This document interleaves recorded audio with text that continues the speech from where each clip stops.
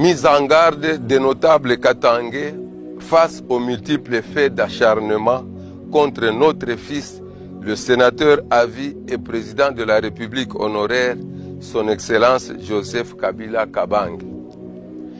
Une fois de plus, cher peuple congolais, et à vous la communauté internationale, nous vous prenons à témoin au regard de la persistante position de certains dirigeants de la République démocratique du Congo sur la question de la levée des immunités de l'un d'entre les vaillants fils katangais, le sénateur à vie et président de la République honoraire, Joseph Kabila Kabange, une personnalité qui bénéficie d'un statut particulier lui conféré par la loi numéro 18/021 du 26 juillet 2018 portant statut des anciens chefs d'État et dont la levée de son immunité obéit à des procédures strictement encadrées.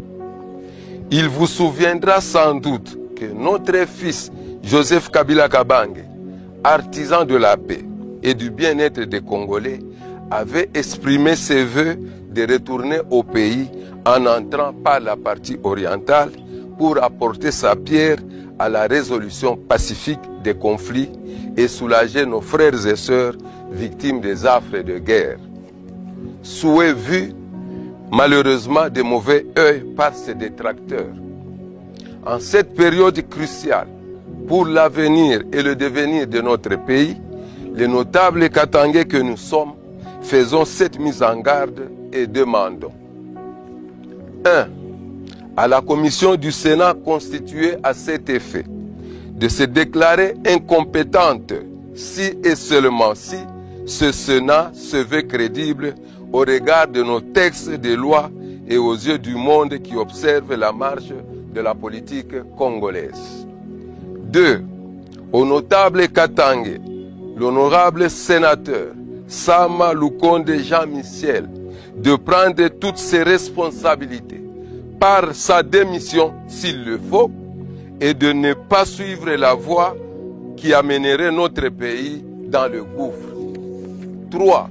Au président de la République, son Excellence M. Félix Antoine Tshisekedi Tshilombo, représentant constitutionnel de la nation et symbole de l'unité nationale, d'éteindre ce feu qui veut brûler et embraser la case du village. Il est aisé d'allumer un incendie, mais non d'éteindre celui-ci.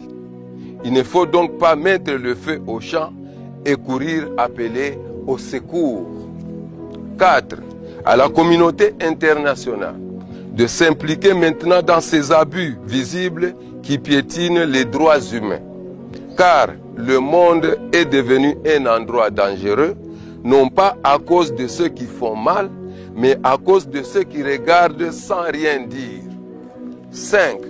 Enfin aux Katangaises et Katangais de tenir bon, de se mettre debout afin de barrer la route à l'intolérable.